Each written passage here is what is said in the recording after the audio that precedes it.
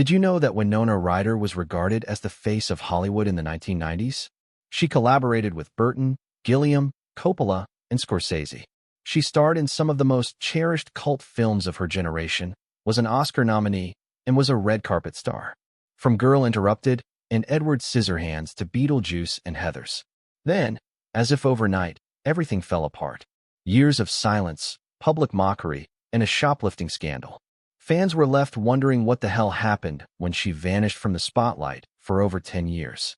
She then made a spectacular return, right after Hollywood had all but written her off. It was a cultural resurrection rather than merely a resurgence. Winona Ryder, a Halloween icon, a 90s legend, and one of the most subtly fascinating characters in contemporary pop culture, rises, falls, and returns. Let's go dark together.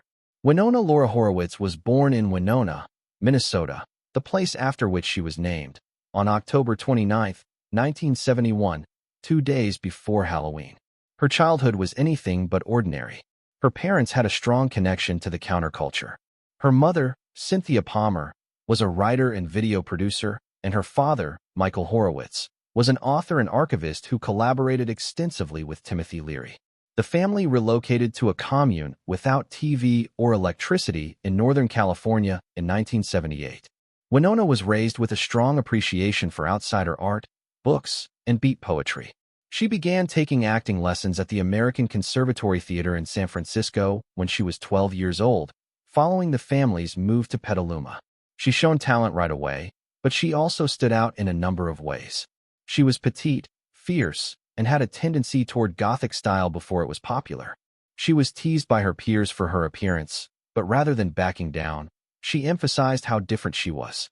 Her breakthrough role as Lydia Deet in Tim Burton's Beetlejuice occurred 2 years after she made her cinematic debut in 1986 opposite Corey Haim in Lucas. Winona dominated the character of Lydia, the quintessential goth outsider with her dry speech, black attire, and pale face. She attracted everyone's attention almost immediately. She starred in Heather, a dark comedy about teenagers that year. Although it was too strange for the general public at the time, it ended up being a landmark movie for a generation. Winona Ryder represented a new wave of misfit cool and wasn't simply another teenage actor. Winona Ryder was one of Hollywood's most sought-after actresses by the early 1990s, not merely a cult favorite. In a sea of traditional leading ladies, she stood out for her unusual combination of brilliance, vulnerability, and charisma. She was working with some of the biggest filmmakers in the industry, so it wasn't just team fare anymore. She played opposite Johnny Depp, who was then her lover in real life, in the 1990 film Edward Scissorhands, which brought her and Tim Burton back together. The movie was a major commercial and critical success, and the two became one of the most talked-about couples of the time. She co-starred with Cher in Mermaids that year, demonstrating her ability to manage both emotional depth and oddball humor. The prestige period followed. She received a second Oscar nomination the following year for her portrayal of Jo March in Little Women, after receiving her first nomination in 1993 for Martin Scorsese's The Age of Innocence. She subsequently cemented her reputation as a box office success and a critical favorite by starring in Bram Stoker's Dracula for Francis Ford Coppola and serving as the face of Reality Bites, a landmark movie of the Gen X era. She appeared on magazine covers, award shows, and fashion runways by 1995, but she didn't seem to pursue it like many other celebrities of the era did. She was still somewhat of a mystery, if anything. Then came the 1997 Alien Resurrection. For aficionados of the Alien franchise in particular, this was a strange one. You couldn't find a bigger fan than me for the previous 2 movies, and this sequel changed the tone of the series in a way that I didn't particularly like. It was tonally inconsistent, over-stylized, and campy. To be honest, I felt Winona was miscast in her role as Sigourney Weaver's opposite, Anna Lee Cole, an android tech specialist. She is undoubtedly a fantastic actress, but she didn't feel like she belonged in that universe. Although it didn't ruin her career, the movie itself caused controversy among reviewers and viewers. It felt like an odd diversion during a time when her parts had otherwise been so well picked. Winona was more than a celebrity. She represented self-reliance and external vitality.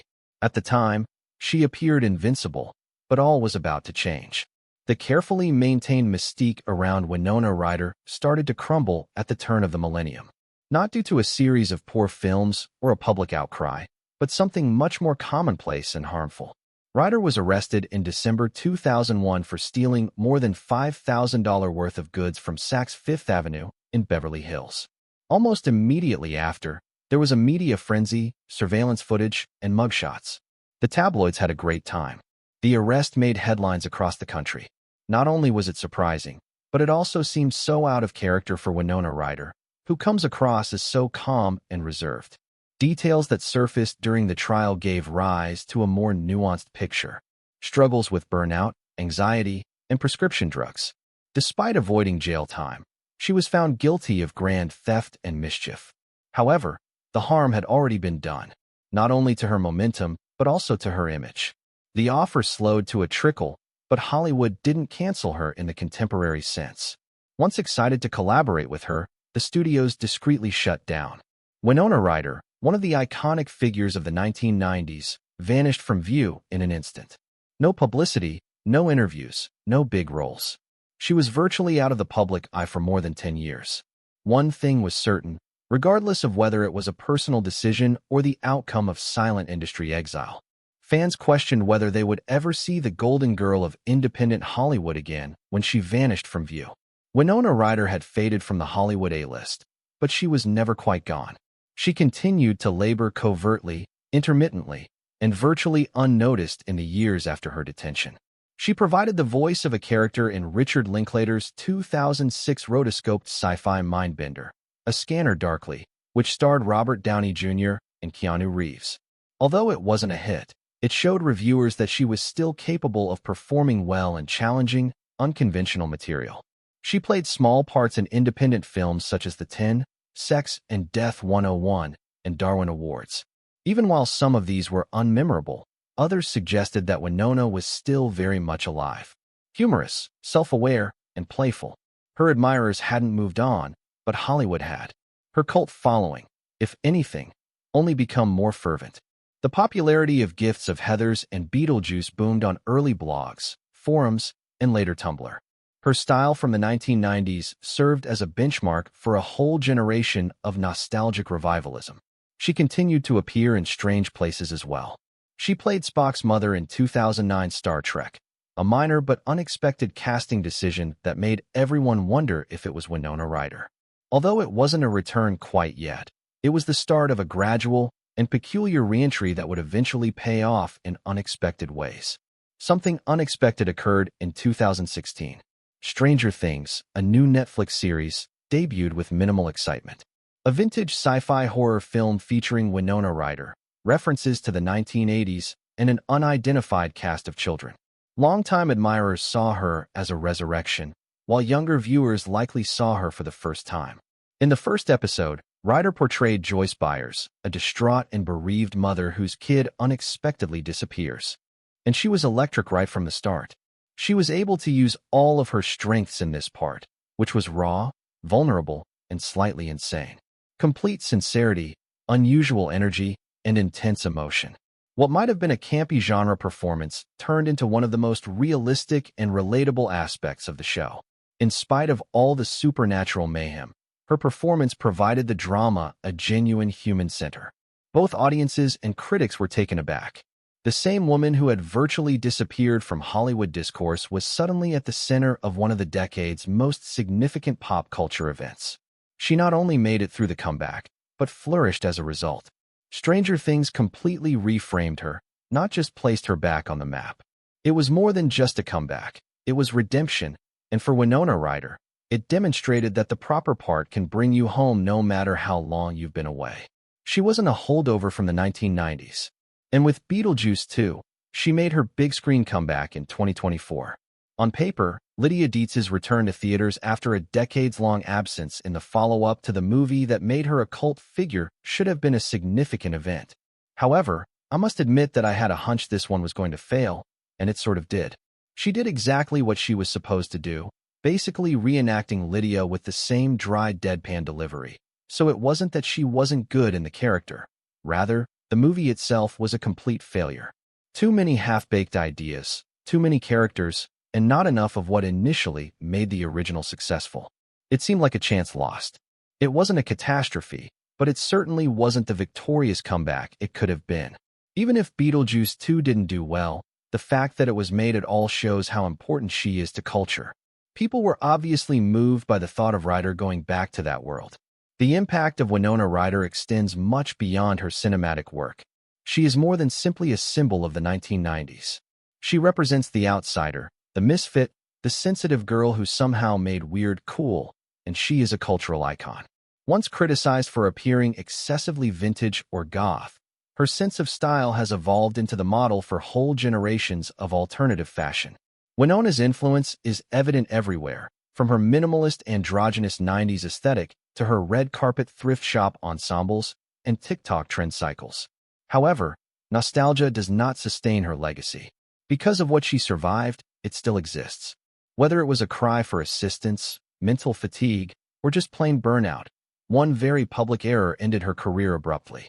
Although she has never given a complete explanation for her actions, she has alluded in subsequent interviews to being over-medicated and psychologically overburdened, and suggesting that perhaps she simply needed to take a break. "I may have reached a point where I just wanted to end," she once remarked. And perhaps that's precisely what took place. What came next wasn't a short campaign or a piece of publicist-made redemptive art. The re-entry was slow and silent. She made the decision to start over and rebuild, but in doing so, she absorbed rather than erased the past. She still works today, mostly on Netflix's flagship series Stranger Things. She doesn't run for attention these days, but she also doesn't avoid it. Additionally, she has always maintained a relatively discreet life. She has no children and has never been married. Since 2011, she has maintained a long-term relationship with Scott McKinley Harn. She resides in San Francisco, a city that complements her peaceful, rustic way of life away from the bustle of Hollywood. And I'm so happy she made it through the other side after everything. The ups and downs, the silence. With a series that seems genuine, rather than a glitzy film return or a rebranding campaign. She is, in a sense, as nostalgic as Stranger Things is. Seeing her make a successful Hollywood comeback is a welcome change. From Stranger Things to tabloid exile, from Beetlejuice to Girl Interrupted, she has produced a body of work that is passionate, erratic, and uniquely her. Please hit the like button, subscribe to the channel, and leave a comment below with your favorite Winona Ryder part if you like this retrospective of her career.